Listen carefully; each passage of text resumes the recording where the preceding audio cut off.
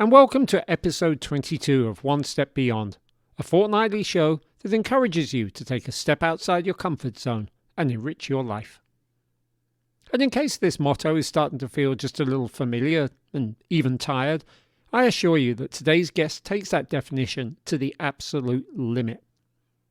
His name is James Rose, and he has battled some of the most difficult circumstances you can imagine to make it to the other side and into the record books in the process. You'll hear our transatlantic conversation in just a few moments. My name is Tony Fletcher, by the way.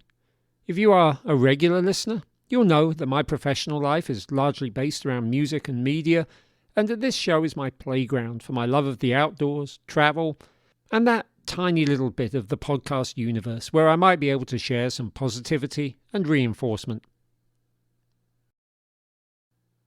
I'm recording this on the same day I've had 3 teeth extracted.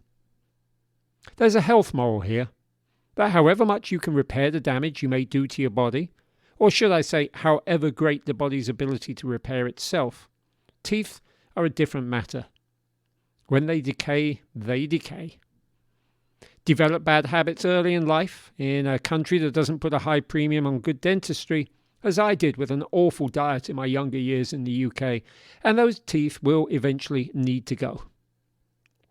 It sucks, which is something I'm not allowed to do today, by the way, but it is what it is, and I'm so glad my own children have never had a fizzy drink of their own volition, I hasten to add, that they eat a minimum of sugary snacks, and that they also pay regular visits to good dentists.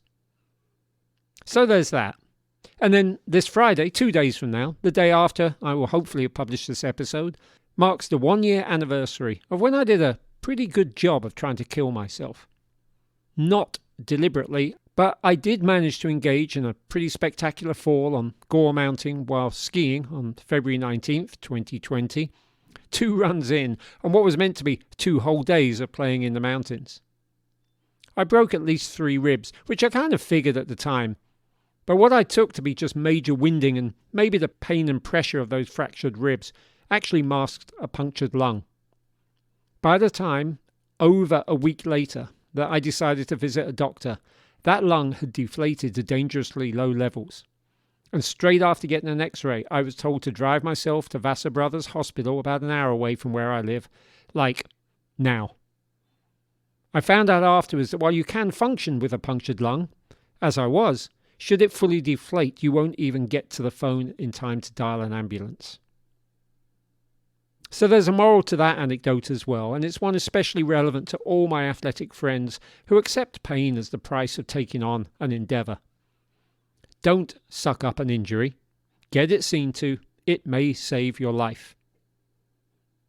For those who don't know about punctured lungs, by the way, I'm going to skip the medical terms, and I'm going to tell you that they can be fixed by sticking a small tube between your ribs, by which I mean, the doctor does that. I wouldn't recommend stabbing yourself to do so, and having said lung reinflated. Unlike a bicycle tyre with a puncture, the lung stays inflated. 2 nights in the hospital and I was sent home and told I could resume normal activities. As I say, the body is amazing at self-repair. The teeth, to repeat, less so. Now, I mention all this not because I want you to have sympathy for me, absolutely the opposite. It's because I want to acknowledge how damn fortunate I am. These are the worst things that have happened to me in the last year. At least physically. 500,000 Americans have lost their lives to COVID, 100,000 of my birthplace Brits. Similar numbers in all manner of other Western countries. And here's me. The worst I can recount is a self-inflicted ski injury I didn't check out at the time, and my decayed old teeth finally needing to come out. Now, I'm saying all this because in looking back over my podcast, I know I've made conscious efforts to feature a wide variety of guests from wide varieties of places. But when I look at the adventures we've discussed on this show, the common denominator has been this. We are all able-bodied. That's an enormous privilege to begin with. And if you want to challenge or question the word privilege, then let's at least allow that it's an expectation for those of us born in the West. And for those of us who do still have all our parts, it also reflects a degree of good fortune in our lives. And that's where James Rose comes in. I'm going to let James tell his own story. In the UK, it's reasonably well known. He's had some media coverage, and deservedly so. But given that the UK only accounts for about a quarter of this show's listenership, his story will be unfamiliar to the majority of One Step Beyond listeners. And I trust you will find it as ultimately rewarding as I do, and as he appears to as well. James is from Yorkshire, the same county I was born in. But it's a large county, and the further north you go, the stronger the accents. I'm really, really trusting that you'll put in that little bit of effort to discern James's words. I can't offer subtitles on a podcast, and it feels incredibly patronising to suggest it in the first place. Just, do your best. So, do stick around at the end for a catch-up, and in the meantime, please join myself and the truly heroic James as we prepare to go One Step Beyond!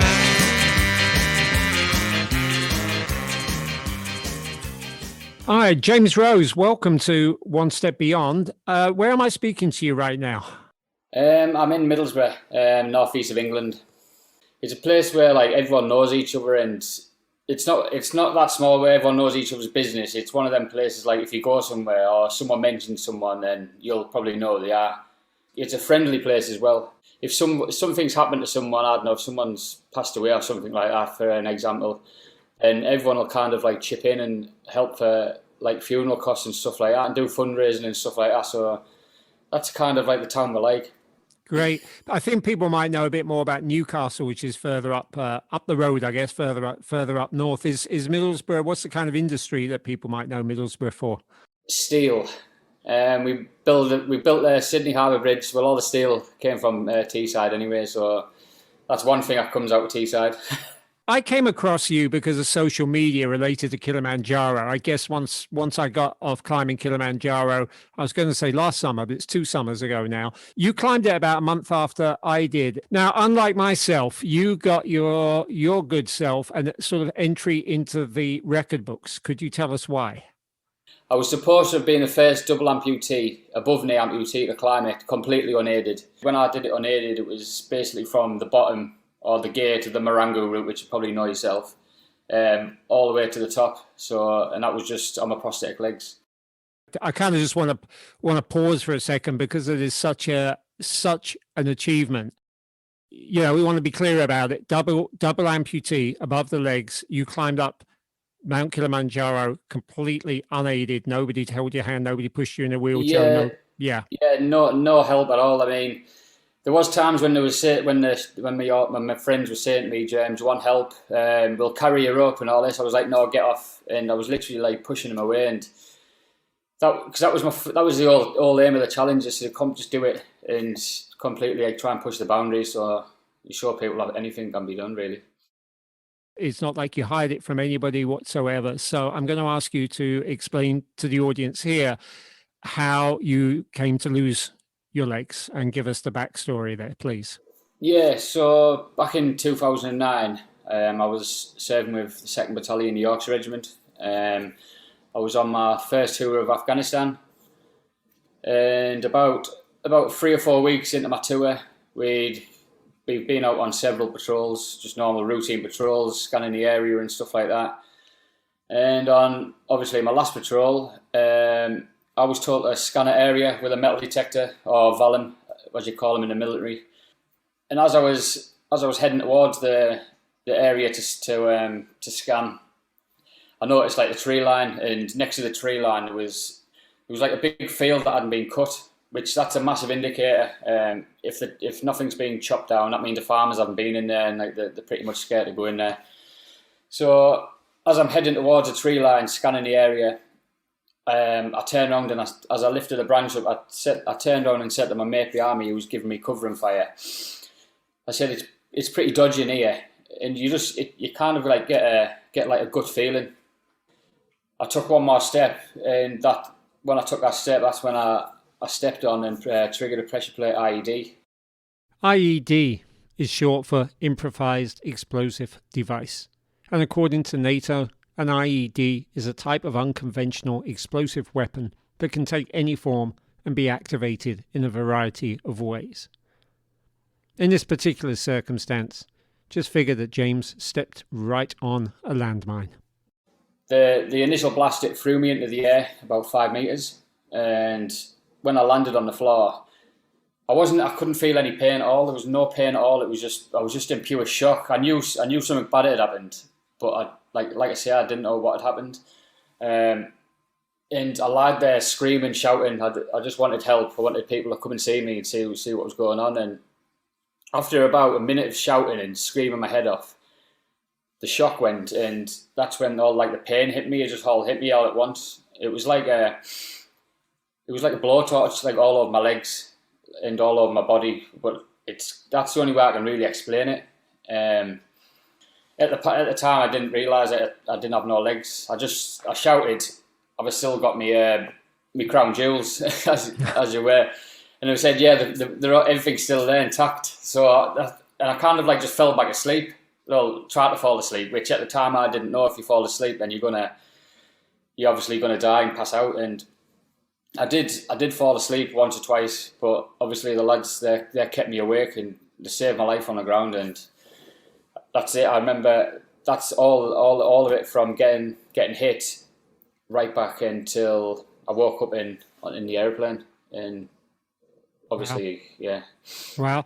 You said there's so much to unpack there. That was 2009. You climbed Kilimanjaro in 2019. And I know we're going to have a lot to talk about the journey you took. You said this was your first tour of Afghanistan. I mean, how long had you been in the army? How long had you even been out there? God, I wasn't in the army long, actually. Yes, I joined the army in the end of 2007. So I was literally in the army about a year and a half. What kind of attracted you to go to join the army in the first place? The main thing was I wanted to kind of like change my life around, and because my older brother, we'll say older, he was only 2 years older. He was already in the army, and he'd been in the army for 5 years, and I always remember him like coming home on leave on the weekend, and I'm sat at home with like no outlook, no career or like outlook path or anything like that. That was probably the main reason, actually, just off seeing that. And I really wanted to just try and help myself. And because I see he was like the same person as me, but when he like joined the military, you could see the change in him. And I wanted some of that. Were you always aware of the risks of potentially being sent to an Afghanistan or Iraq and you know, having that kind of incident happen to you or worse? It's at first I wasn't really. I just thought I want to join the army. Then when I did join the army, there was loads of talk about Afghanistan and Iraq and all this, but I kind of just shrugged it off. I think I was like naive and just thought it's not going to happen to me or anything like that. And it's quite strange as well, because I remember I wasn't supposed to go. I went and seen the sergeant major and I said, "Can I go to Afghanistan?" He went, "Are you sure?" I went, "Yeah, that's what I've joined the army for. Really, I want to get amongst it." And yeah. So did you know once you got there what you were dealing with? I mean, was it clear what you were dealing with? Because, you know, unfortunately in some of these scenarios, it just seems that it's a very hard, very difficult situation to try and figure out where, you know, exactly what you're doing there, who the enemy. It's not a conventional kind of theatre of war as we might be. It's quite a strange one. Like when I remember as soon as the plane landed in Kandahar, I remember the back coming down off the plane. And as soon as that back came down, I thought to myself, what the hell am I doing here?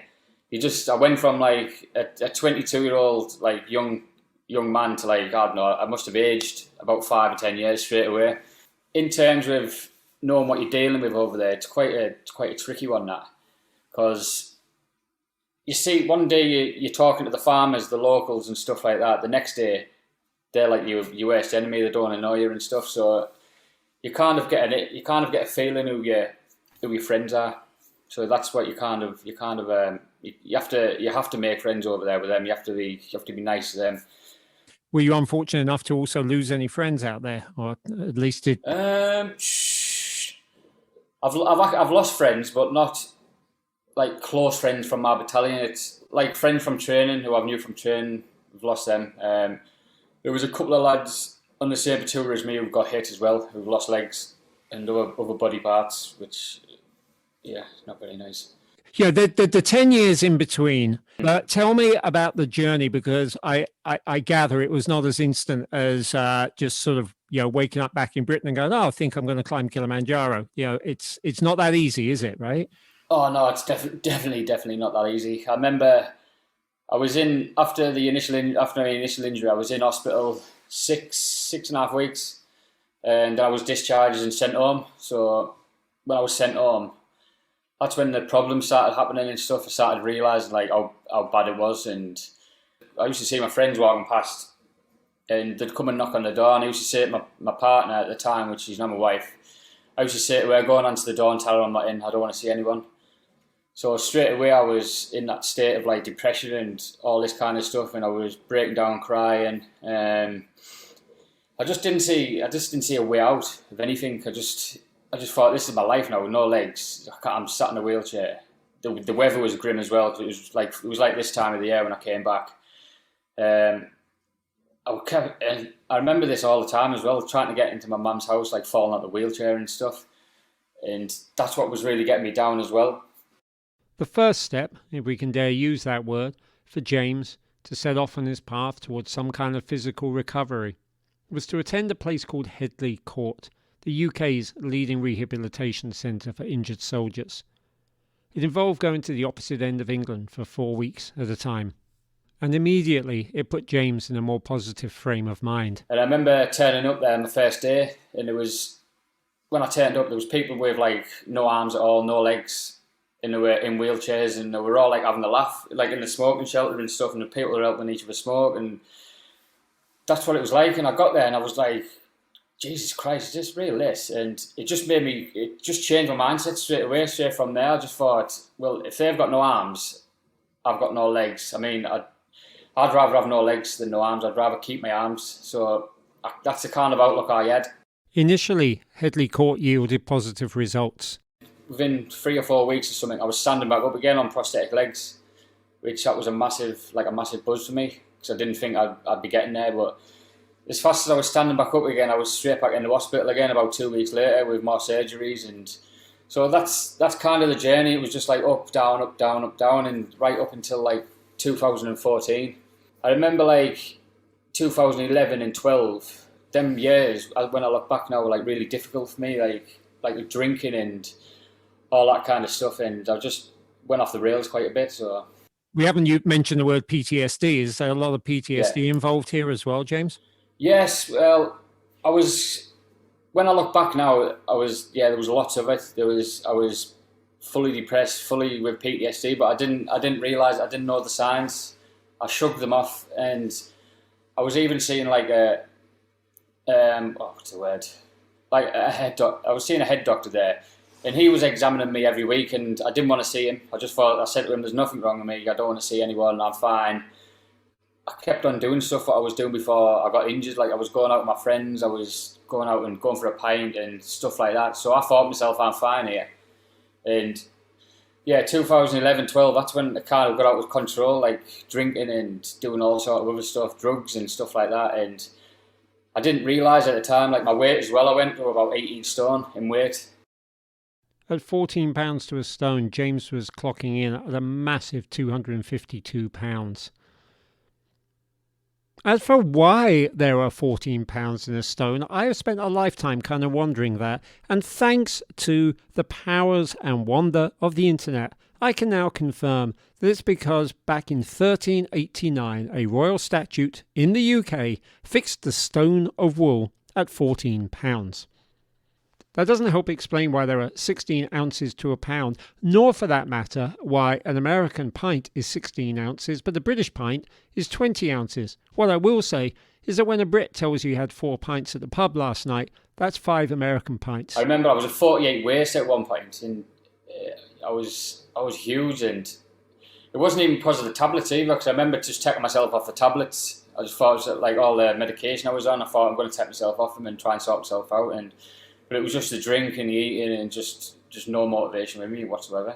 But if I didn't stop what I was doing, then I'd probably be dead. And if it wasn't for my wife as well, she's been my rock through all this.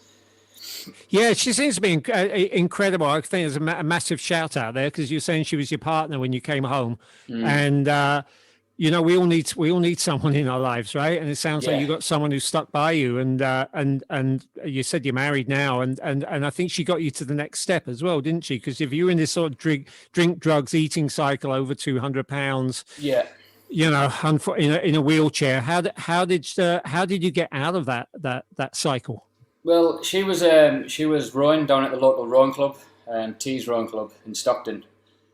And she used to say to me every time, "Come down and give it a go. Come give it a go." And I was like, "No, no, I don't want to. Don't want to."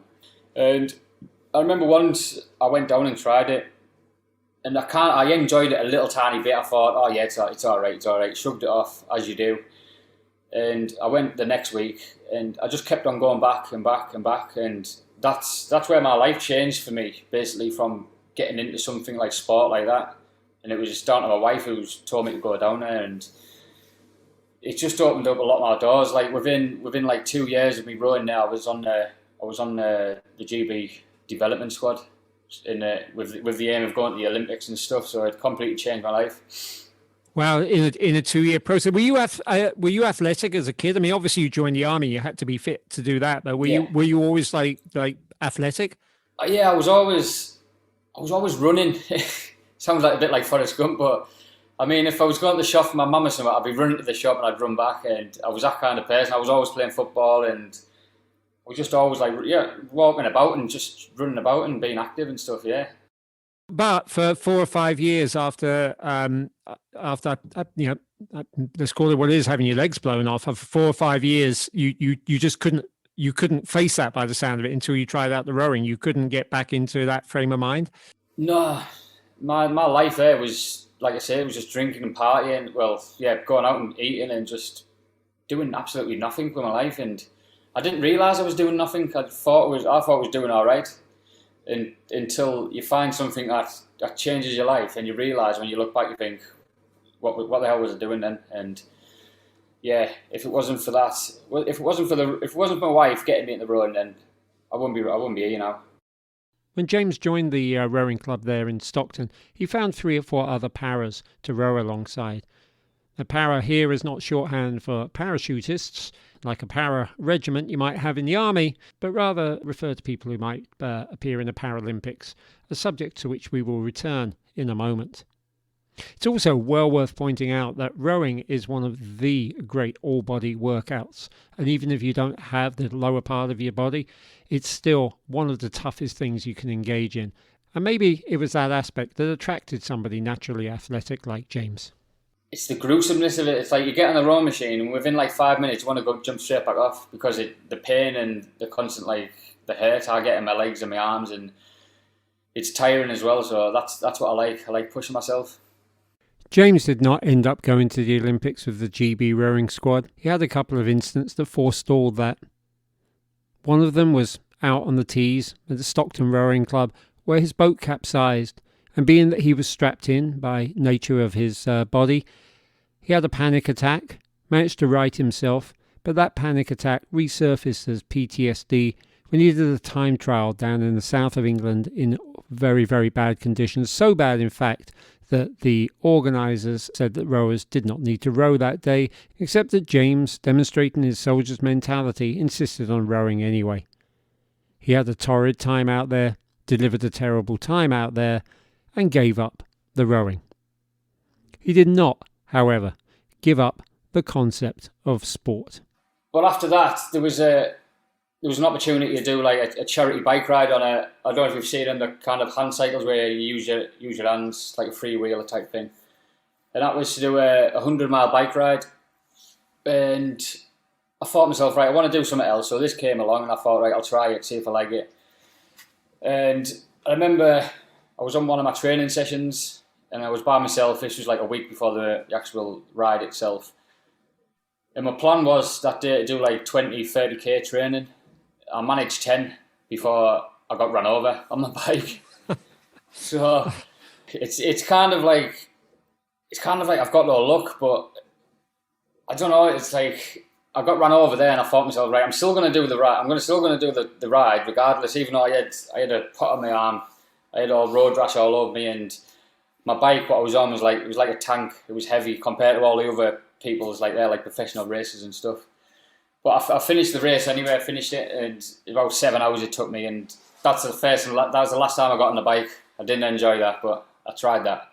Given what he rightly admits to as a certain degree of bad luck, and even given the degree of fortitude he'd already displayed, you could well forgive James for saying, that's it, I'm going to go back to who I was. Maybe he would have gone back to the drinking and drugging. But that no longer was who James was. He just had to find who he needed to become. So 2018, the Invictus Games came along, and I applied for that. And so when you apply for it, you have to attend so many camps. So there's about 7 camps before you get like an email or you get told you've been selected.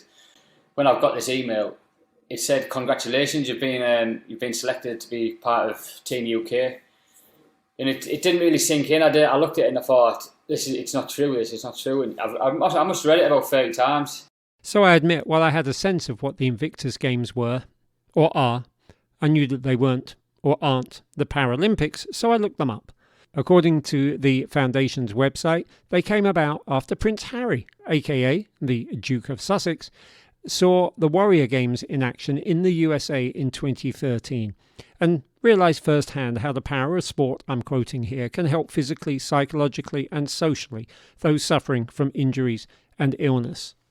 The Games are specifically for injured servicemen and women from a multitude of countries, and they involve 9 particular sports. The Games took place in Sydney in 2018, which gave James the chance to see the Middlesbrough steel used on the Harbour Bridge up close and personal. His wife and his mother both got to attend, and James came home with medals.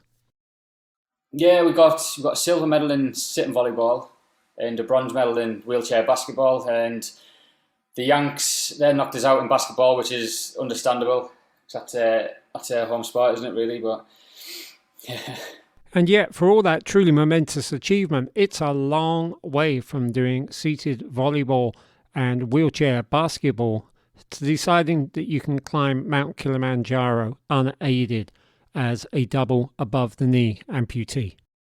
I was watching something on telly it's called Extreme Everest, and it was Ant Middleton.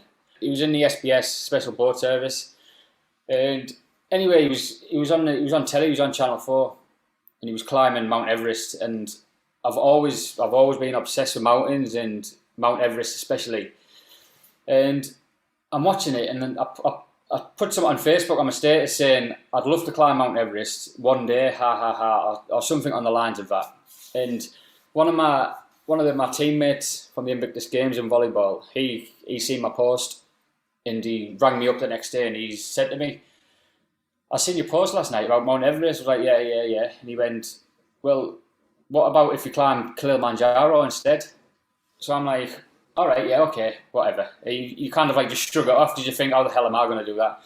And I shrugged it off for about 2 weeks, 3 weeks. But he was texting me every day saying, "I've got this in place, I've planned this, I've planned that." And I just thought it was one big joke.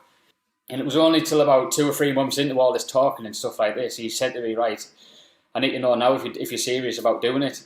And that's, my heart kind of sank, because I've been going along with him for all this time, and for him to say that, I thought to myself, well, I can't back down now. So it was just kind of like, I'm going to have to say yeah. So that was it. I said, yeah, let's do it. And again, it probably speaks to James' character that he insisted on no special treatment and no special crew either. If I'm being honest, we winged it, and that was it. We winged it all the way. But I kind of like, I've proper like fell in love with like climbing mountains and stuff now. So for some of us, there's just an attraction about a summit, isn't it? You just look at it and go, I'd love to get up that. Yeah. For me, it's when I'm like halfway up around the mountain, and I'm like, I'm muttering away at myself, thinking, what the hell am I doing here? I'm proper like in pain, and I'm tired, it's hurting me, but it's the feeling you get when you're at the top, and it's the feeling you get when you're back down at the car or wherever you're going to. It's like, what have I just achieved? There's something amazing. Again, it's kind of that what spurs me on, and not to mention like the views and all the stuff like that, and like the benefits of that to mental health and stuff like that. I just love it. It's everything about it. I was figuring when I was researching to actually talk to you now, I was figuring, well, you must have taken way more days than we did, because you're obviously not going as fast as people who still have their legs. But you did it in the same number of days as us. It was 5 days, yeah, 5 days. 5 days going up. Then it must have been about a day coming back down, getting all the way down back to the... Did you do the Marengo route, did you? Yeah, we did do the Marengo route, and I have a feeling it was. It gets a bit weird because you can't figure out that last day because you kind of go up and down. I think we were one night, then 2 nights at the same place with the acclimatization day, then the one night at the Kibo hut. So yeah, we were also 5. That's so right. you did it in the same days, which is just utterly phenomenal. But from what I've seen, I mean, you were out there so much longer every day. We might have been 5 or 6 hours of hiking. It looks to me like you were doubling that every single day. Is that correct? Well, yeah, the first day was 9 hours. The second day was 14 hours. The third day, I think the third day is when you go up a little bit and you come back down to acclimatise. Yeah, you go up to Zebra Rock and back down. Yeah. That's what a lot of people do, right? Yeah. Yeah, but I never done that. I chose to just to rest because my legs were in absolute bits and with blisters and I was cut all over and stuff. So I chose to rest. Then the fourth day, that's going to Kibu Hut, isn't it? Yeah, we were going there, and that was about 12, 13 hours. But as you know, that just it's quite flat, isn't it? And you're just looking at this path in front, and you're like, oh my god, it's never ending. But for some reason, I didn't feel as tired on that day. I kind of like just kept my head down and I was just plodding along. It's only until I could see like the camp, which we're about 200 meters away. That's when I hit the wall all the time. I'm like, it's there. I just want to get there, but I can't. And I'm trying to go faster, and I'm tiring myself out even faster. And that's the hard part for me mentally when I can see the camp, but I can't get there as quick. I've seen footage of you, and you use a different set of prosthetic legs for some of this climbing, don't you? Can you describe that for people? Yeah, they're called stubbies. So you've got like your socket, which goes on the top of your leg, your thigh, which is made of carbon fibre. Then you have basically like a little foot, what's on the end. So when I'm stood up, I'm about 4 foot, and when I'm stood up on these little stubbies.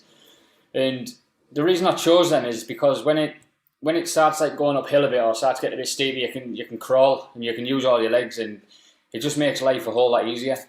You're kind of back on all fours, really, aren't you? It's almost like how we were before we came out, came out off the trees, etc.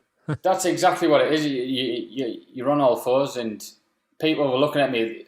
To look at, you must think his back's gonna be breaking there, but you kind of get used to it, and it's just one of them things. You get used to like being leant over like that and crawling. But as you know yourself, on the last day, it's constantly uphill.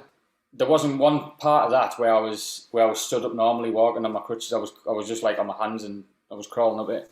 You did your training in North Yorkshire, and this was before you went, and you actually are quoted as saying, "I can't imagine it being much steeper than this." And, and I'm thinking the side of that volcano, because your first 4 days are just making your way to the foot of the volcano, and then the volcano's a 5,000 foot climb, I think it is. It's 3,300 feet actually, which is still 1,000 meters at very, very high altitude. There is no 5,000 foot climb in the UK, so no, I don't even know why you said that. Actually, it's kind of when I look back, I think it's quite silly, but. Yeah, it's the bottom of Kilimanjaro. It's constantly just steep, isn't it? It's constantly like that. Where over here, you get like a little steep bit, then it'll go flat and steep. But the summit there, Kilimanjaro, is something else. And I don't know how I got up it. To be honest, it was the hardest thing I've ever done in my life. That was. It was the hardest thing I've done. And I know altitude definitely played into that. How many hours were you out there? We generally set off about midnight, 1 a.m. How many hours were you out there? We got to Kibu Hut at my aim was, I said to myself, I want to get to camp before it's dark, and it just started turning dark, so I think it was about 8 o'clock. But I remember by the time we sat down on our beds and we've sorted all our kit out and stuff, it must have been about 10:30, 11 o'clock, and we got woke up at 1 o'clock. And we set off about, I think it was 2 o'clock in the morning. And what time did you actually make it to the flag, to Uhuru Peak? Oh, it was 14 hours later. 14 hours later was absolutely horrendous. to be out there all day as well as all night. One reason to climb up the mountain overnight is because it's cool. Yeah. You can't see the summit, which kind of helps. Yeah. The idea of being at it all day long as well, just I honestly can't fathom that. I mean, my admiration for you is utterly without reserve. Did you have points where you wanted to give up? Yes, I had two points where I wanted to give up. I remember we were crawling up there, and I kept saying to myself 7 hours or 8 hours, and we'll be up. 7 hours had passed, and we still hadn't got the top. We were probably halfway. I can't remember where this point is. You might remember. There's like a cave where you go up, and there's like a sheltered bit. He's talking about Hans Meyer Cave, which is only halfway up the volcano, still well over 2,000 feet from the summit itself. But we got there, and I sat down. I thought, oh God, we'll just sit here all day now. But I knew we had to get up, and it was about 3 or 4 hours towards the end. I was taking one step back, one step forward, and I was sliding back down. I was going up, down, because the sand is it's quite deep, isn't it? And I remember going zigzagging across, and I could see where we were going. I was like, this is going to take ages, and that's when I hit the wall. I sat down for a good 10-15 minutes, and I sat there like sulking, saying, I can't do it, I can't, telling myself I can't do it. And I remember my friend coming up to me, and he actually said to me, it's okay, we can go back down if you want to go back down. And that's probably not the right words to say when you're halfway up a mountain and you feel like just giving up. You want someone to give you a bit of encouragement, but that's what he said to me. And as soon as he said that, I went, no, let's go. And I stood up. I took about 5 more steps, and I completely lost it, screamed, shouted, swearing and all sorts, and sat back down and went, that's it, blah, blah, screaming, I can't do it. And I sat there about another 10 minutes, and I was sitting there for it. I was just sitting there pondering away, and I said to myself, if I don't get up this, if I don't make it there, then I'm going to be in the hole I was when I first got injured. I'm going to be like that. And I kind of got up, and that was it. I didn't stop anymore. I just got up and crawled all the way to the top. I did have altitude sickness. My head felt like it was in a vice at times. I was going dizzy, and I remember I had probably bad heartburn as well, because I didn't take my heartburn tablet. It's my own fault. I mean, you're right about your family, or certainly yourself, being made of strong stuff. How did you feel when you actually got to the peak there, to Uhuru? I started crying. I just I got to the top, and I was I started crying, but then I was knackered at the same time and thinking to myself, I'm gonna have to get back down. But luckily enough, I got help going back down. So that for me was absolutely. I don't think I would have made it back down in the amount of pain I was actually in, but if push came to shove, then I would have had to go back down on my own. But I got help most of the way back down, which is all right. My aim was to get to the top completely unaided, which I achieved. So I'm very happy with that. Yeah, it's truly phenomenal. I'm aware that when we sort of compare these stories, they sound so painful that other people might say that that's the last thing I want to do on my bucket list. But sell it to people, because I get it. Obviously, sell it to people about why they should be willing to embrace the sort of pain that you've been willing to embrace to take something on. What's the payoff? The payoff for me personally is the massive sense of achievement you get just off standing on top of a mountain, if that's what you want to do. Or if you push yourself so hard, then it just means you become a stronger person. The amount of stuff that I've been through, and I've pushed through it. It's from the rowing, from the handbiking, to the Invictus Games, to the mountain climbing. It's all made me like a stronger person.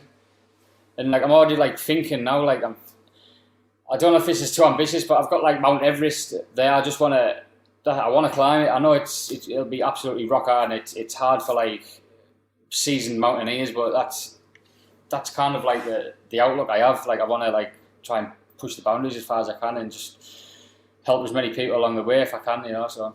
Well, talking of helping people, am I right that you? It's a very British thing to do as well. Did you do fundraising when you went up Kilimanjaro? Yeah, we did fundraising. So it was for two military charities, the British Legion and Help for Heroes. So we raised, I think it was 24 grand within about 6 months. We raised. Ah, It's pretty fantastic. good. So Yeah. you were able to do that. You were able to do that as well. You're very big about the mental health side of this, and as you should be for somebody who went through PTSD. This is not Yeah. just about becoming physically stronger, is it? Mhm. It's about being happy, having a positive outlook on life. So can you talk a little bit more about that? Yeah, I talk a lot about the mental health side because I know what I was going through, and I know how hard it can be for people. And it was hard for me, but it's only when I look back I know how hard it was. The reason why I talk about it a lot is I know if you get into something you like rowing, like I did, and it's going to completely change your life. You just need to be willing to take a step or go and try and do something. Just try something. If you don't like it, try something else until you've actually found something that you really, really love, enjoy doing. Where for me now it's like climbing mountains, even though it's kind of like a love-hate relationship. Like I enjoy doing it, and I don't enjoy doing it. I don't enjoy the pain. I do enjoy the pain. It's kind of like that. But yeah, that's why I talk about it a lot. I mean, because a few of my friends now back home, they've taken their life through mental health and stuff, and how they've taken their life is through what I was going through before with like drink and drugs and all that kind of stuff, and that's all they were doing. They were just drinking every day and stuff, and it's not nice to see because I've actually been there and done that. So And I think part of the mental health aspect of it, it's hard sometimes to sell this to people if they're in a bad way, but the physical satisfaction you get, the sort of the endorphins, that you oh get yeah, from doing that, the payoff is not just physical, because you start feeling better about yourself and you start realizing what we're capable of. And as humans, that we just don't really actually push ourselves that much, do we, on a daily basis? yeah, it's you definitely get a sense of pride about yourself again. You can't like the confidence. That's a big thing. It's like when you're overweight and you're very heavy and you're unfit. You feel lousy, don't you? Anyway, like even if you eat like a stodgy meal, or if I eat a pizza or something, then I'll feel lousy about myself. So just like achieving something like that, or even eating healthy, then it just gives you that sense of, I don't know. You just feel that you're in the right headspace all the time. Yeah. When you came back from Kili, did you set yourself other similar goals? And if you did, to what extent did the pandemic put a stop on them? Yeah, I've set another goal, which is to climb another mountain. It's not as big as Kilimanjaro. It's Mount Kilimanjaro in North Africa, which I think that's the highest mountain in North Africa, in the Atlas Mountains. Um, the aim was to do that in June this year, but I can't see that going ahead due to the pandemic. So, but in the meantime, like before that, we've done other mountains in the Lake District, Mount Snowdon, there's loads, the Old Man of Coniston, which they're all quite big mountains, and they all take me like 12 hours to do, 13 hours to do. So, it's pushing myself again. British peaks are extremely exposed, aren't they? And you don't have a Oh, clearly marked trail up top for a lot of them. You're navigating. They're a whole different ball game. Just because they aren't as high as American mountains doesn't mean they're not tough work. yeah, the Mount Snowdon, that's the highest. That is 1,300 meters. I think that is something like 1,200 meters. Just for an example, when we got to the top of that, at the bottom of it, it was 3 degrees, nice and sunny weather. When we got to the top, it was 50-mile-an-hour winds, and it was like, it wasn't snow, it was like ice, like floating around, like hitting you in the side of the face and stuff like that. And so, but they are pretty grim.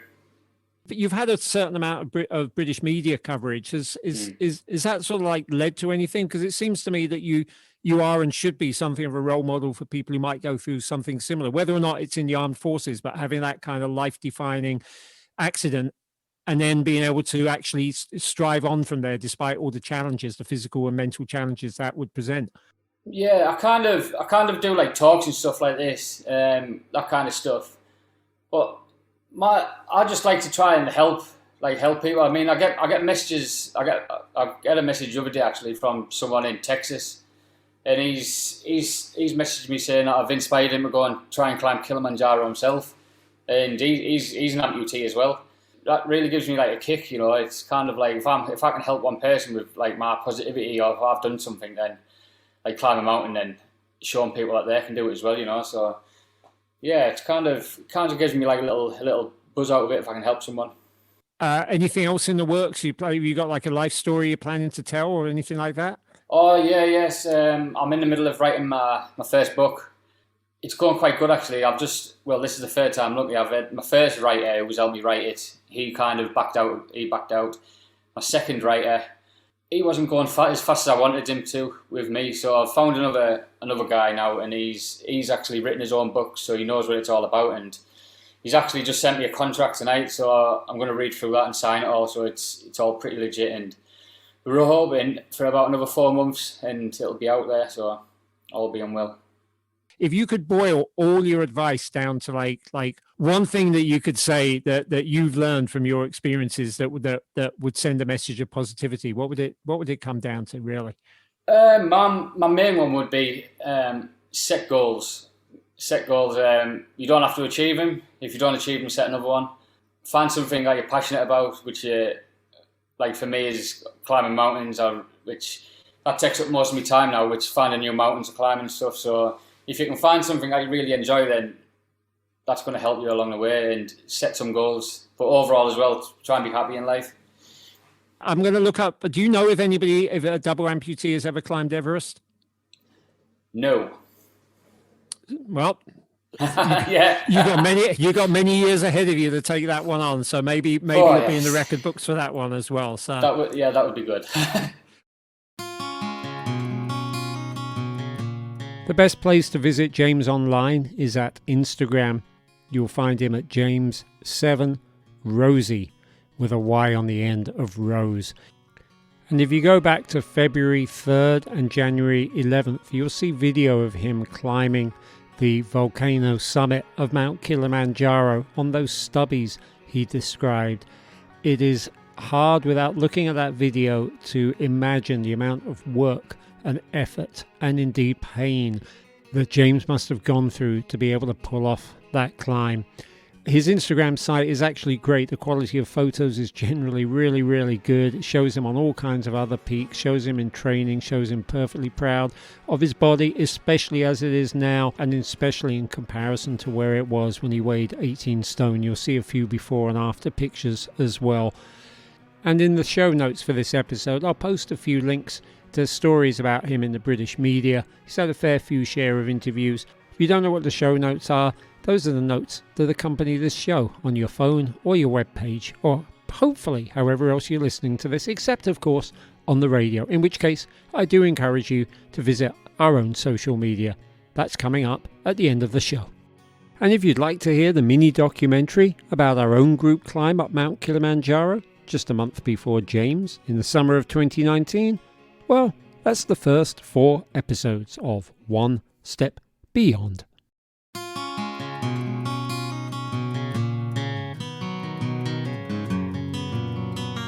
I'm going to close out this show by following up a little on the last couple of shows. There was a very strong, by which I do mean positive, reaction to the Black Travel Matters podcast, episode 20, on which I interviewed teacher and tour operator Ashley Scott, along with 3 of the female students of colour from the grand state of Georgia that he has taken on international adventures. I shared a link about this show on an otherwise excellent new Facebook travel page called Authentic Travellers, and was immediately challenged by someone insisting I keep politics out of travel. I'm pleased to say that others quickly chimed in to support the post and the need to highlight the racial and social inequities that exist in travel opportunities, just as they do elsewhere in society. So I guess the arc of justice is kind of continuing to swing in the right direction. I had hoped at the time of putting out that episode that I'd be following it up soon with an interview I conducted a couple of months back with Ruben Fils, a black Frenchman who operates a general travel website called Been Around the Globe and recently self-published a very good book entitled Travelling While Black, which, while it could have done with some editing, as can most self-published books, raised a lot of important issues that face the black traveller, more so in some countries than others, and not all of which, as Rubens is at pains to point out, involve racism as much as a combination of curiosity and sometimes well-intentioned ignorance, or, to put it more politely, a lack of education. The book dives into such issues as the human trafficking of female prostitutes from Nigeria and how that impacts on the perception of other black, African or African-descended female travellers around the world, and he also highlights racism in India.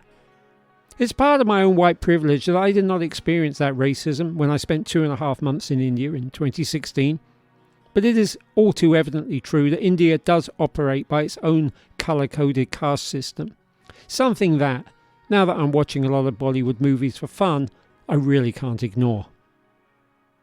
Unfortunately, I couldn't turn the interview with Ruben into a full episode, but I'd really like to thank him for taking part in the interview, and I encourage you to visit his site and read his book.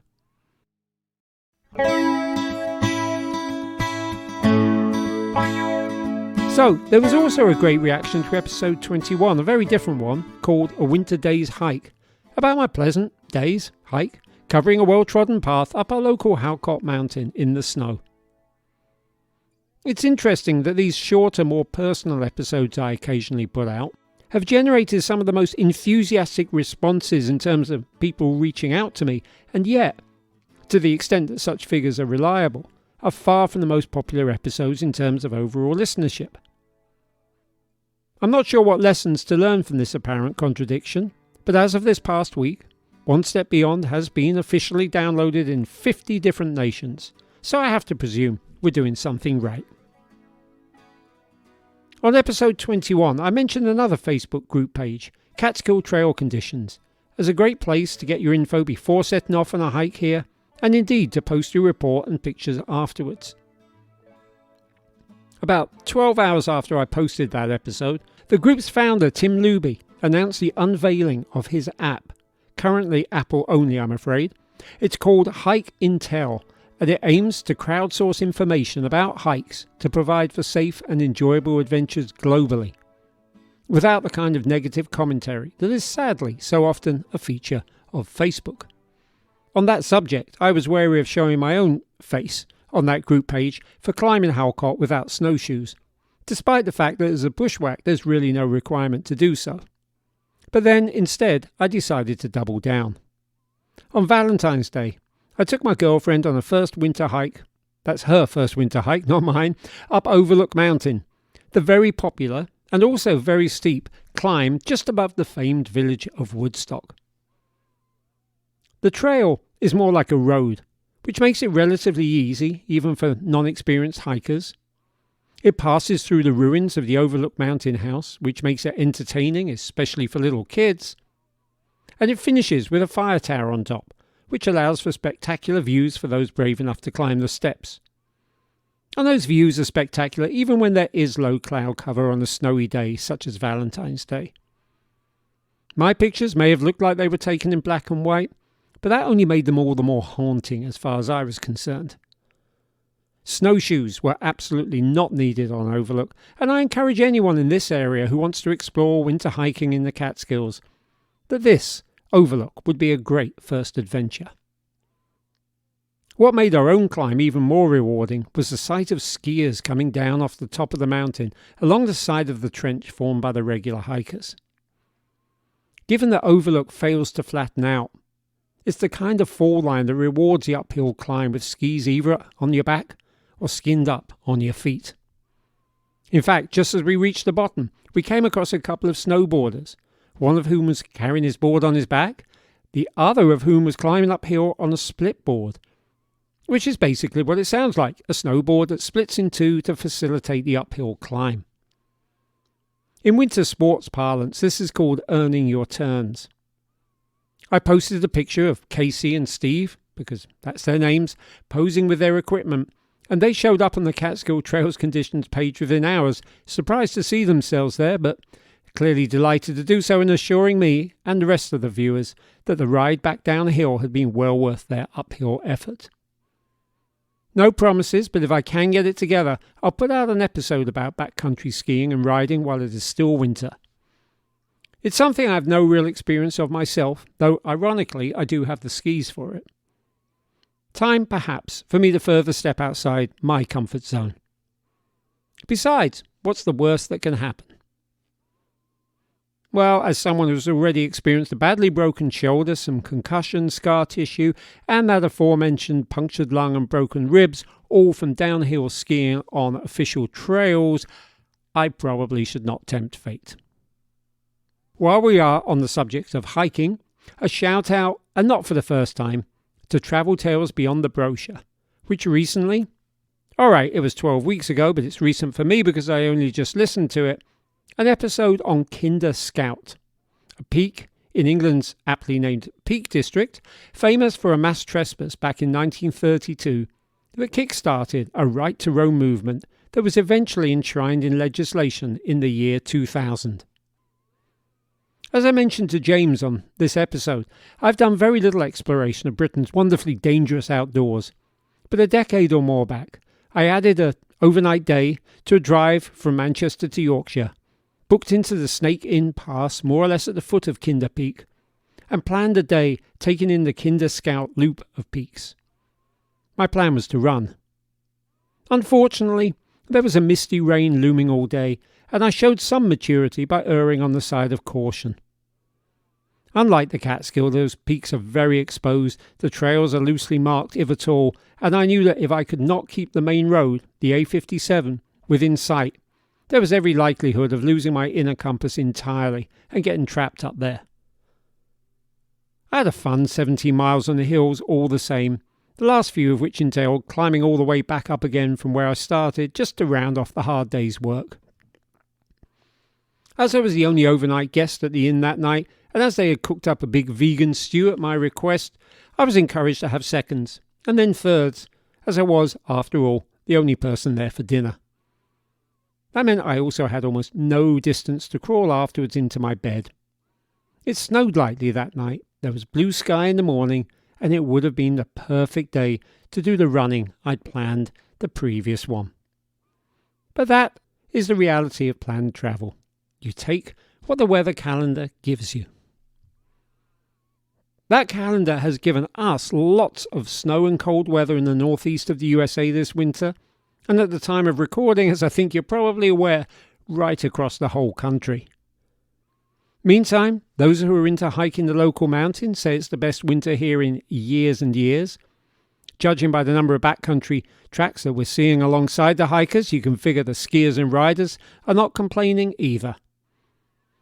I'm planning another trip to Gore with my older snowboarding son next week, and if you're wondering, on our first trip of this winter to that mountain, we revisited the scene of my fateful, though thankfully not fatal, fall from last February.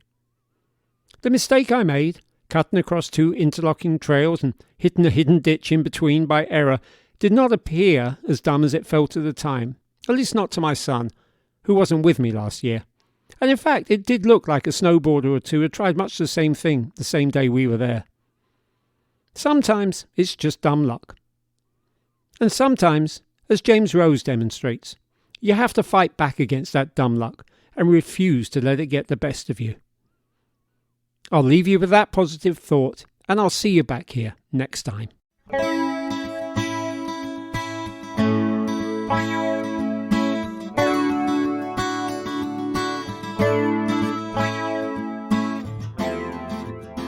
One Step Beyond is written, produced and narrated by Tony Fletcher. Incidental music is by Noel Fletcher, unless otherwise stated. The theme song is by Madness, used with permission, and the logo is by Mark Lerner. Special thanks to Radio Kingston for airing these episodes and for supplying studio space when not under lockdown. If you like what you hear, please consider throwing us a tip via the Support This Show button on your phone or by visiting supporter.acast.com/onestepbeyond lowercase. You can also hit the subscribe button and or leave a positive rating and or review. It all helps. One Step Beyond is on social media, mainly on Instagram. Just search One Step Beyond with Tony Fletcher there, or on Facebook and Twitter, and we should come up straight away. To subscribe to a newsletter, to reach out via email, and especially if you're interested in sponsorship opportunities, the address is onestepbeyond@ijamming.net. One Step Beyond is available on just about every podcast platform known to man, and most likely a few that have yet to be discovered.